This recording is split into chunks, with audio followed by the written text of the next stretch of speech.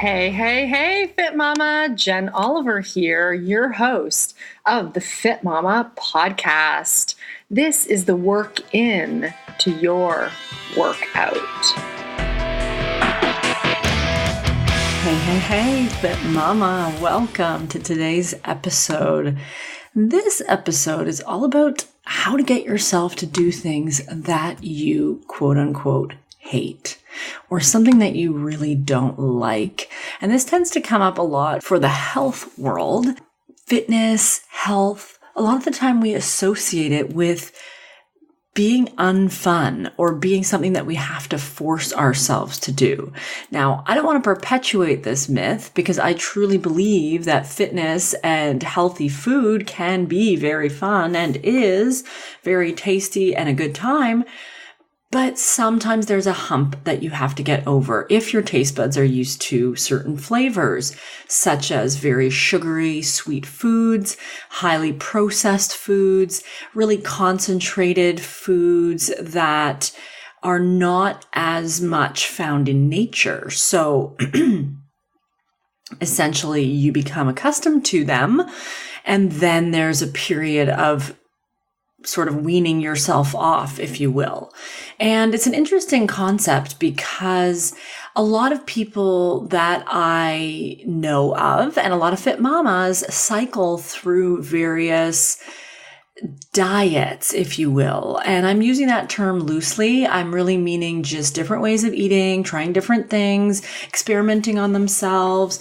And there can be benefits to that and there can be downfalls. But I want you to really start looking closer at your perspective on yourself, your perspective on your habits. Do you get excited for fitness? Do you get excited for exercise? Do you get excited for sports or play with your kids, partner, or by yourself? Or do you see it as something you have to drag yourself to? You have to force yourself to go out for a walk or a run or force yourself to the gym, and it always feels like it's a chore. I just want you to take a minute to assess that for you. And if it is something that you enjoy, that's awesome. Start to think here now for an example of something you don't enjoy so much. So maybe you just don't enjoy drinking water. It's boring or annoying or whatever. You have to pee too much. There's always that. Thinking about what health habits, something like sleep. You know how good it is for you. You know that your hormones feel regulated when you sleep regularly. You know how much more energy and patience and kindness you have when you sleep well. But you just don't want the day to end, or you just don't want another day to start already. So you don't go to sleep. You stay up, you read late, or you watch something late. And you just feel generally depleted. So I want you to think of these habits that deplete you, Fit Mama. And what are you telling yourself around these habits? I want you to think about your perspective. And what you tell yourself makes a huge difference. So if you tell yourself water is boring or eating healthy sucks because you'll miss out on all your favorite things, then you're gonna spiral downwards, right? And there's something in psychology that talks about when you try and get something out of your mind, that's all you can think about. So it's an example of a red wagon. So try not to think of a red wagon, right? Don't think of a red wagon. Whatever you do, think of everything else in the world except a red wagon, right? And here I'm saying red wagon 10 times. And of course, all you're thinking about is red wagon. And our subconscious minds, 80% of where our behavior comes from, they hear not yes or no's or this or that. They just hear the word. So if you're saying, I'm not going to eat sugar, all they hear and your subconscious mind hears is sugar, and it wants sugar. And you say, I'm not going to have sugar. I'm not going to eat sugar. Oh, no more sugar for me. And then you're like a magnet to the cookies or the cake or the ice cream or all the things, because you're depriving yourself. You're telling yourself you don't want to eat this one big thing, right? And we fall prey to this in our life in general too. We worry about things and we go, I don't want this to happen. I don't want that to happen. And your subconscious mind doesn't hear don't or won't. All it hears is horror, the going into debt. Oh, I don't want to go into debt. And then all it hears is debt. And then you accumulate debt, right? And it's what you're focusing on that is so important. And I want you to consider today how you're focusing on some of these really essential foundational health patterns that are going to be in your best interest, of course, to drink water, get sleep, right? All the FitMama foundations, move your body, and really connect with you through journaling and self-care. Those are vital steps and foundations for your body, for your quality of life forever. And depending on what your age is, depending on how your body feels, depending on how much you've beat yourself up in this lifetime so far, your body might be screaming at you and you're not listening. It might be asking you to change your ways, maybe start a new exercise habit, but you're just saying to yourself, but I've always hated exercise, or I've never liked eating healthy, or whatever you say to yourself. And I really want to encourage you to consider how this might be holding you back. I was just recently listening to an interview on one of my favorite podcasts with Dave Asprey, who the Ultimate Health Podcast, Marnie and Jesse, friends of mine, and they're amazing podcasters. Their podcast is so informative if you don't listen yet to the Ultimate Health Podcast. Dave Asprey was a guest of theirs. He's the founder of Bulletproof coffee, the Bulletproof movement that is a lot of biohacking, which is essentially finding better ways to get healthier, stay healthy, live longer, and make it really efficient and not draining.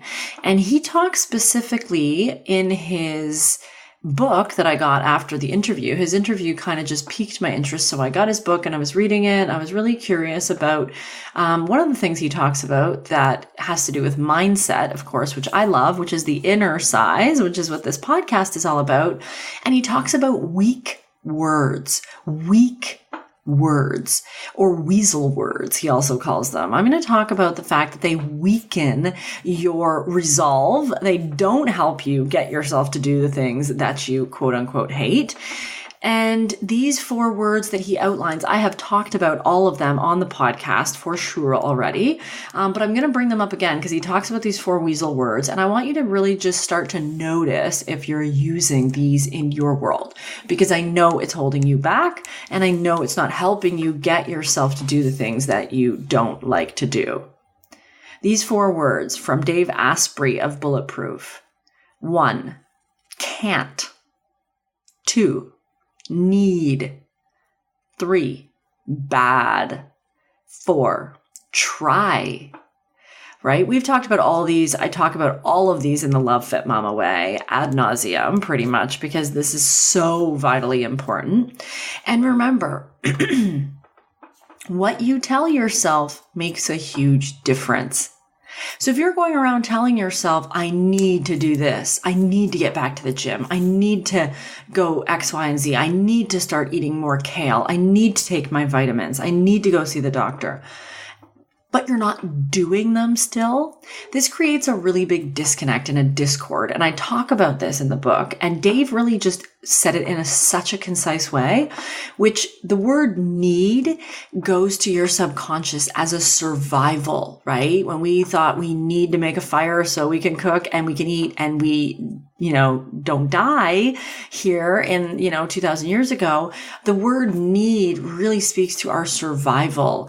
And what happens when it comes to our survival is that we have this fight and flight stress response.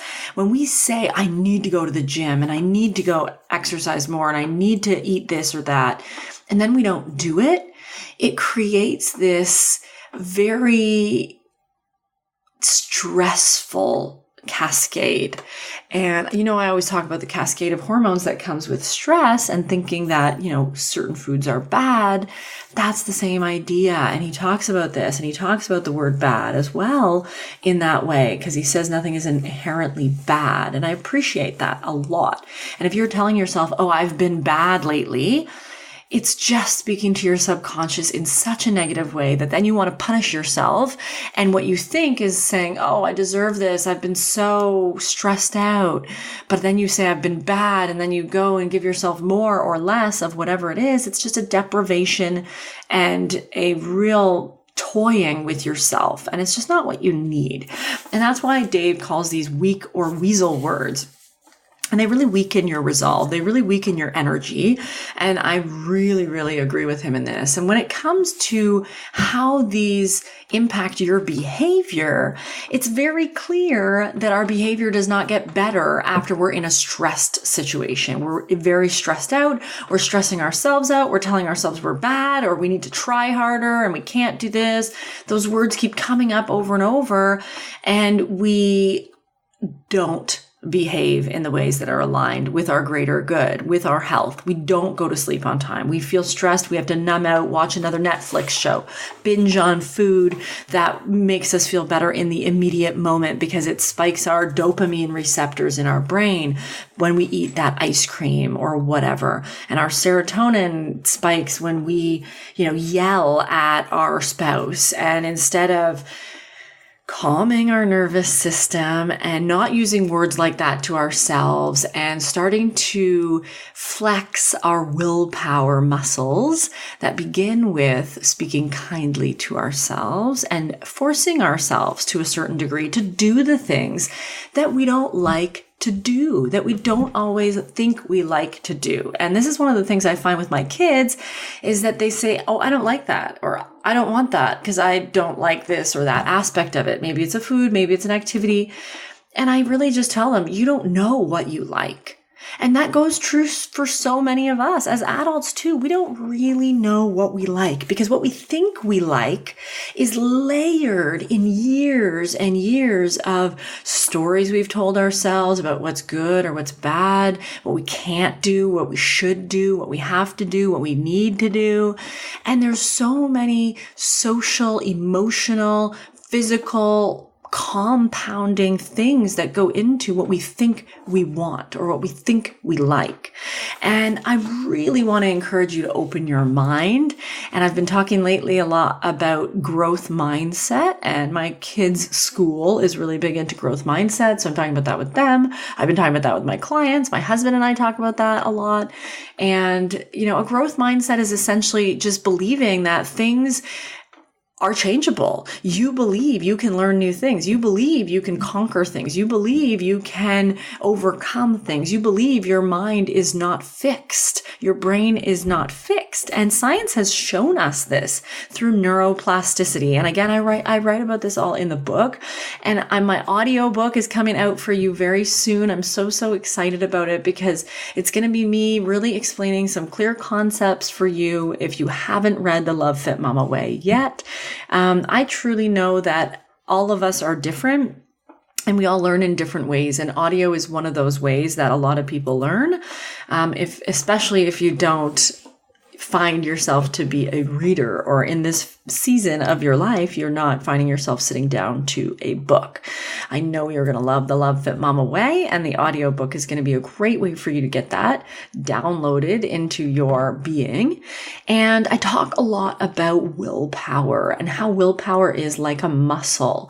And when it comes to forcing ourselves to do things like go for a walk or drink water or sleep, these aren't things like go bodybuild in the next competition or go on an extreme diet and try and get to your below high school weight. Or, they aren't extremes. They aren't go do a cleanse and don't eat for 10 days. They aren't go hike Machu Picchu and find God or, something big and scary.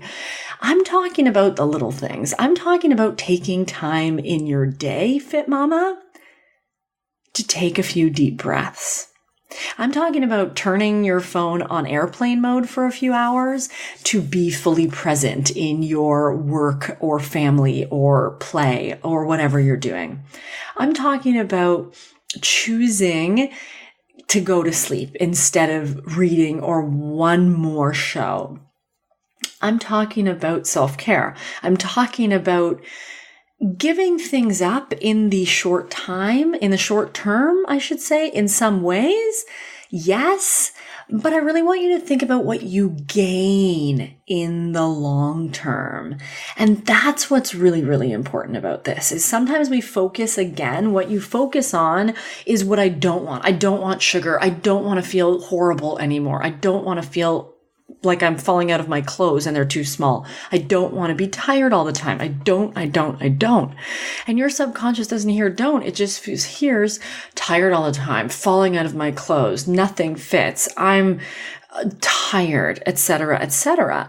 And I really want you to consider, how can you start to shift your perspective? How can you start to flex that willpower muscle by doing the little things?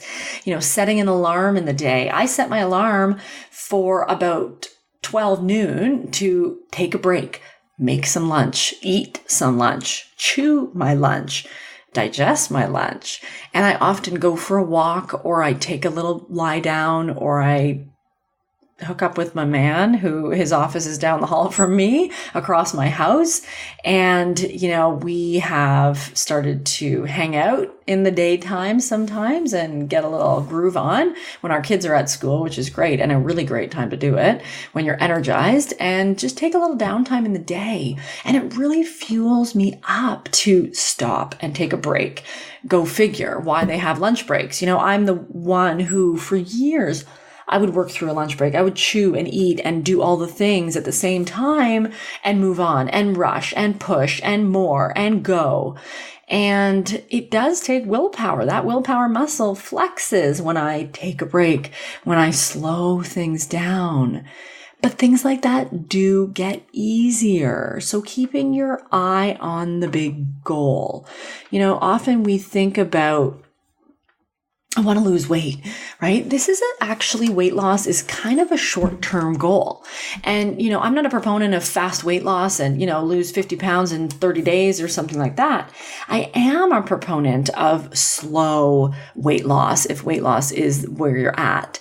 If you're feeling like you're not in your best weight. That aside, it takes 1 or 2 years probably to get you to where you feel amazing in your weight. And I've worked with many, many, many clients, and I know how long the whole thing really takes. And now we know from the science that it's the keeping off lost weight that is the harder task. But we also know that things do get easier the more you practice them. And we also know that you live approximately 80, 90, hopefully more 100-ish years now, that 1 or 2 years in the grand scheme of things is not that long.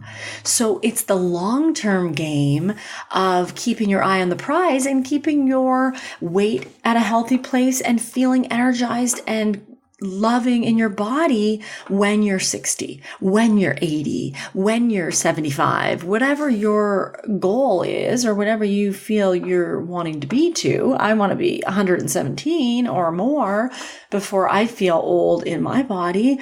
And yet there's been glimpses of feeling old in my body already. And that keeps me motivated because I want to really live a long, active, healthy life.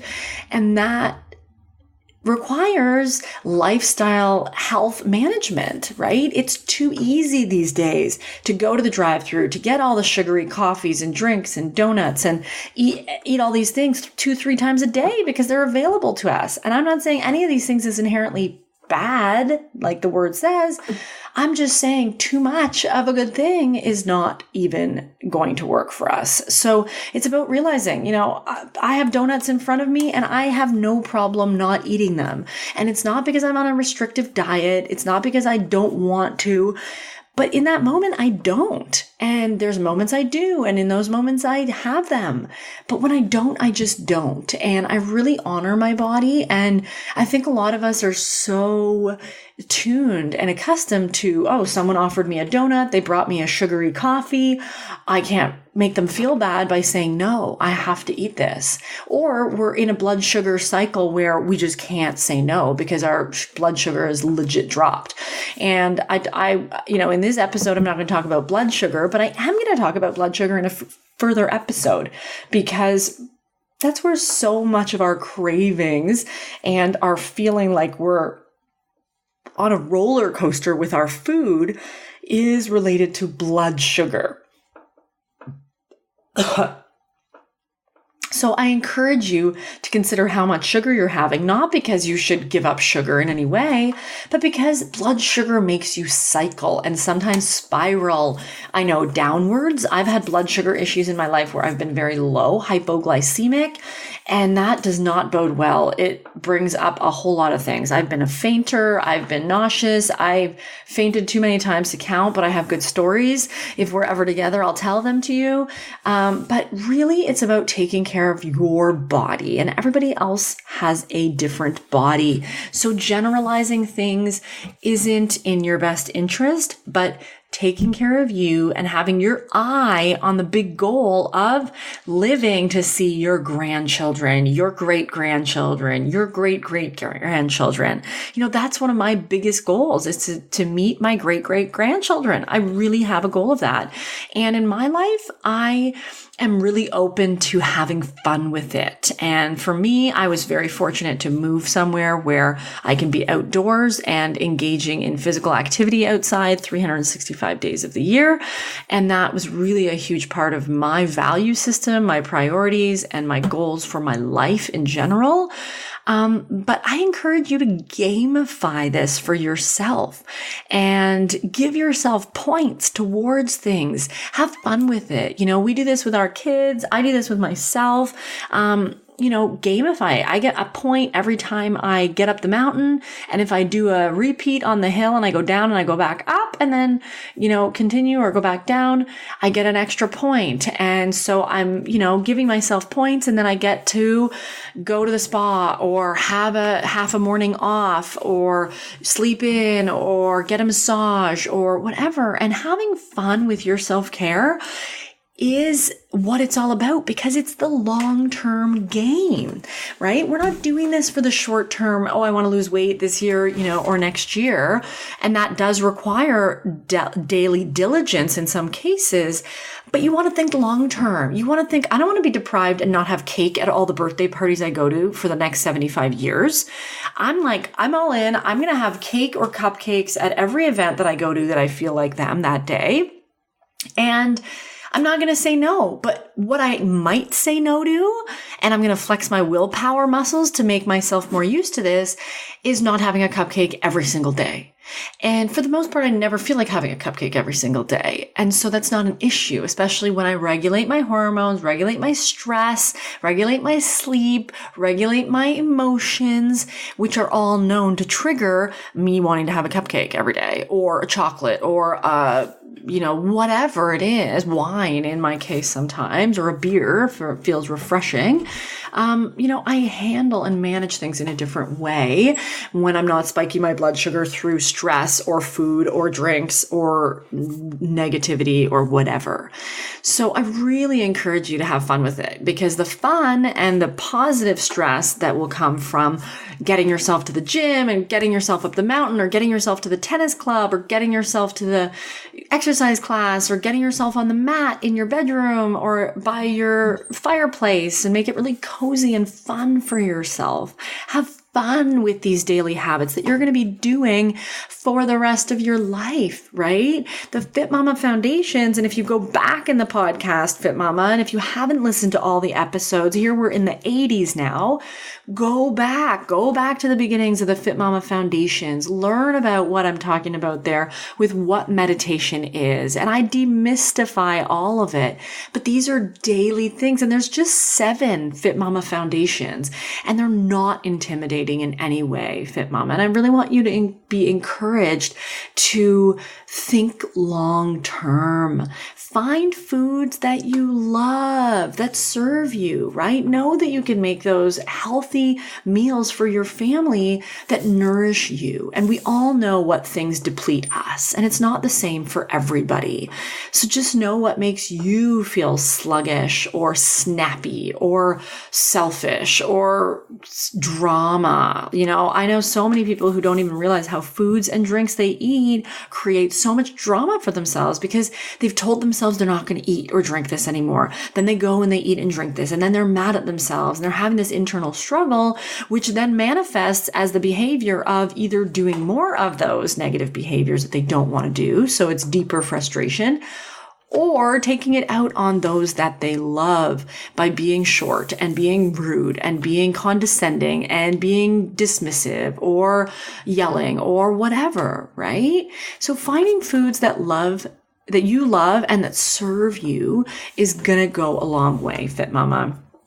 Also finding activities that you love that make you sweat, that you don't even notice time is passing, right? If you're on the treadmill and you're looking at every 30 seconds pass and you're going, oh my gosh, when is this over? That's not probably going to be your lifelong activity that's going to keep you healthy. Right? It might be that you need to get outside and walk the dog, and maybe you need to get a dog, or maybe you need to walk the neighbor's dog, or maybe you need something to motivate you to begin. But finding activities you love that make you sweat are absolutely lifelong besties that you want to make. So find 1, 2, 3, 4 things that you love. I mean, I fell in love with Pilates after Pilates with Renee, who you can listen to that podcast, but also, doing Pilates, breathing techniques and learning to connect with my core and feeling strong in my posture in those hours outside of Pilates gave me a really good appreciation for my body and the movement. And then I can find other ways to sweat that really feel good. Or I can join other Pilates classes and do more Pilates, right? And finding activities you love that make you sweat is absolutely going to be something that will up-level your life in general. So don't hesitate to find things, FitMama, that you love, and keep searching if you haven't found it yet. Because it doesn't matter how old you are, or how many blocks you've been around. Just know something is out there to move your body, to move the energy through your body. Maybe it's Tai Chi, maybe it's golf, maybe it's martial arts, maybe it's boxing, right? I have this craving for boxing. Maybe it's because I want to hit things or get some of my, emotions out in a different way. But find out what that is for you, FitMama, and find an outlet for that. That includes sweat. Number 3, find a way to do things with people that you love, or find a new community of people who love what you love, right? I love the people I've met at my Pilates studio. I love the people I walk by and wave at and smile at while I'm on the hiking mountain. I love the people that are at the tennis club, right? I love the people who are in the online communities of exercise things I do, etc. When you have the social support, someone who's doing it either with you or encouraging you or following up with you, it makes all the difference in the world.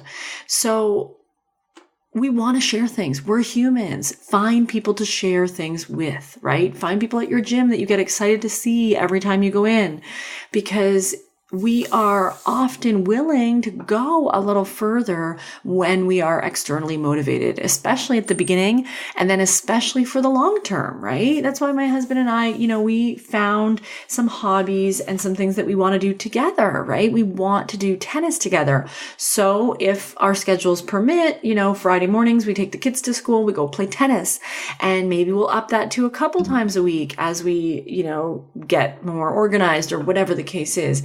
But finding activities you do with others that you love is also a really great way, because then we follow up with each other, right? For us, we have kids. We don't have someone to watch the kids. We can't just go hike at 6 o'clock in the morning together. So one day I go, one day he goes. One day I go, one day he goes, right? So find your favorite yoga class. Go once a week. Just start with something and have someone that will support you in your endeavors. And I know you have someone in that way in your life. Remember, the first time you had coffee, the first time you had wine or beer or a shot of some type of alcohol or one of those coolers you probably drank back in the day, you didn't like it, right? You probably spit out the coffee the first time you had it. You probably said, why do people drink this? How are people addicted to this? Because it was a connection point with other people, right?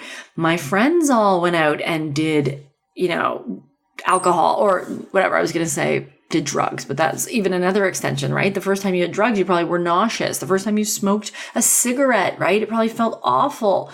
And then there was some addictive property that was likely due to the social aspect of it, right? So consider that and realize that there are healthier social aspects that you could enjoy.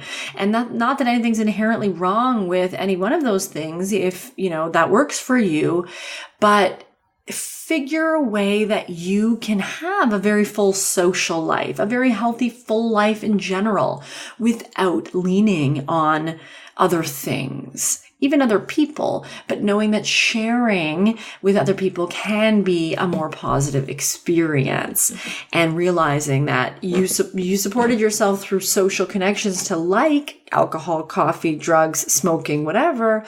Realize that it can work the other way around.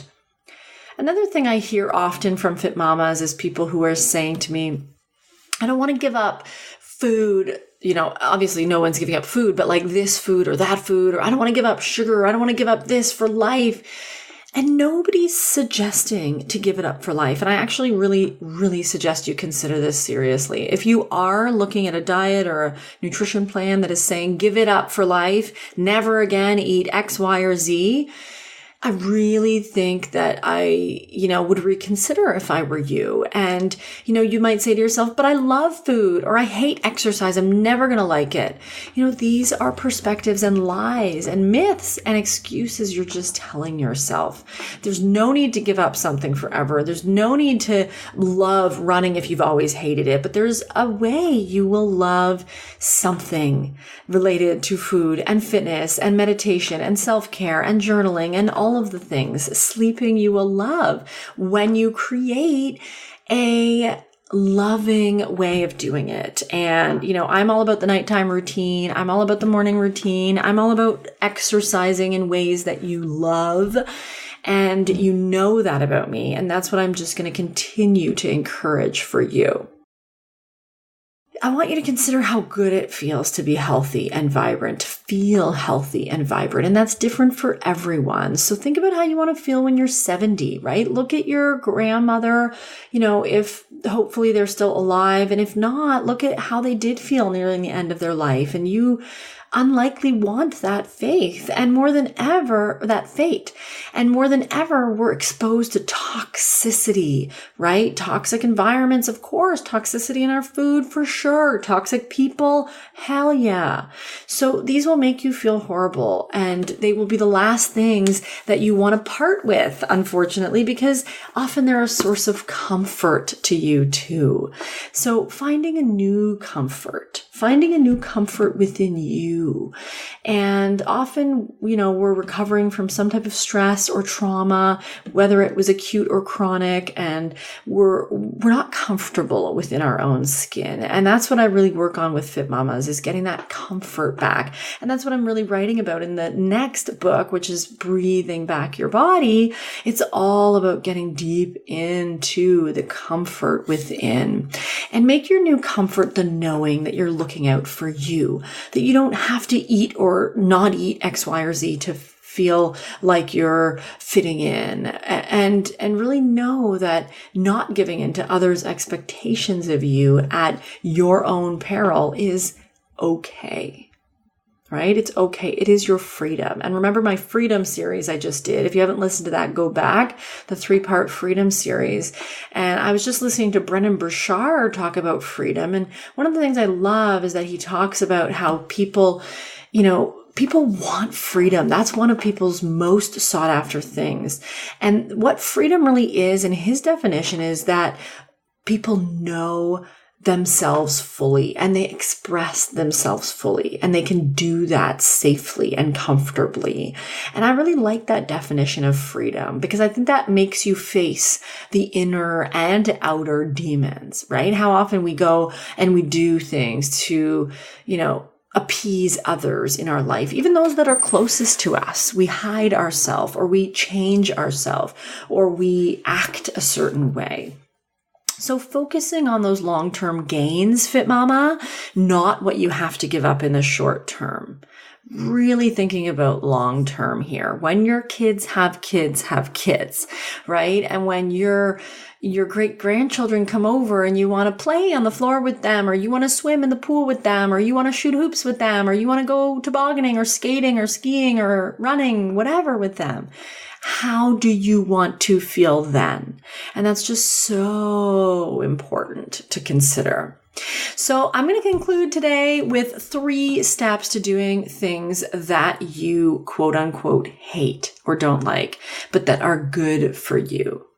The first one, it's kind of 2 things, I got to admit, but it's small steps and consistency.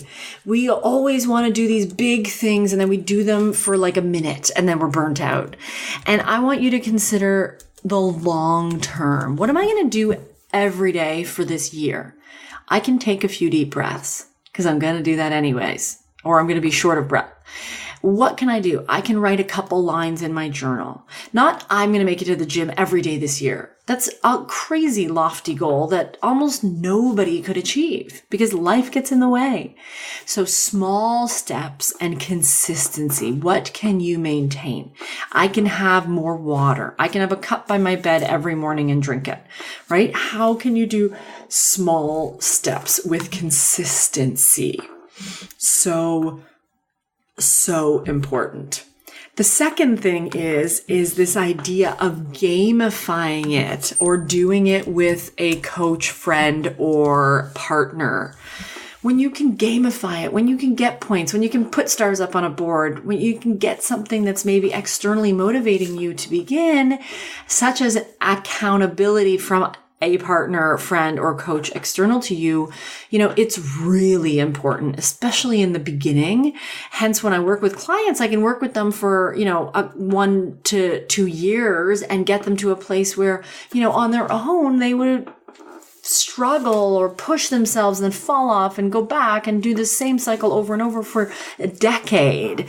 And when you have that system in place or that accountability that's outside of you, as Gretchen Rubin says, a lot of us are obligers who are way open to doing things for people outside them, but when they want to hold themselves accountable, they fail in that regard because they don't have that same inspiration towards it. So gamify it.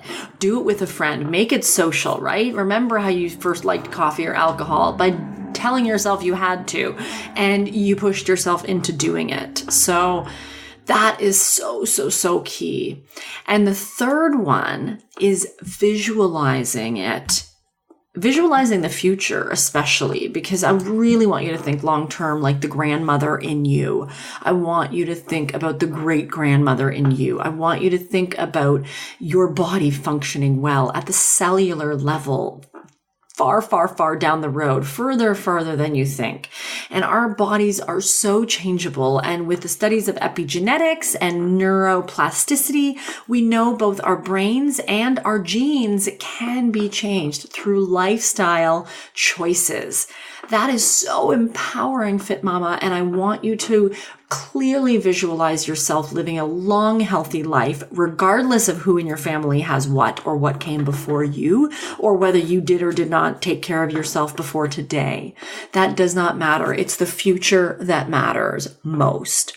And if you can get into journaling and creating a picture for yourself of really what you want your future to look like, how you want to feel when you're 65, 70, how you want to feel in your body, body. I know it's not going to be all about the dieting train and trying to restrict this and trying to do that and trying to feel sexy in your bikini, because those things will just become obsolete. You will feel damn good in your bikini as a 79-year-old. I know it, because you're going to be confident as a human and just grateful that you're still out in, a bikini going into the pool. So just own this life, Fit Mama. And I know that you can feel your healthiest. And it might not be today, but I know that mentally you can get yourself to the point of feeling your healthiest through small, consistent action, through gamifying it or having a coach friend or outside of you, something that is holding you accountable. And 3, clearly visualizing it, journaling it, and creating it with your day-to-day activities and behavior that starts with your choices, Fit Mama. So thank you for being here today, Fit Mama. I am so grateful to you. Go back and listen to those episodes, whether it's on willpower, whether it's on coping, and whether it's on toxicity and your comfort or freedom. There are episodes on all of these things, Fit Mama. So go back and listen to them, as well as the beginning ones of the Fit Mama Foundations. So thank you, thank you, thank you. Share this episode with a friend. Click forward, click share, and just help someone else feel better in their life. Keep it simple. Do the inner size. Enjoy your life, Fit Mama. Have a great day. Namaste.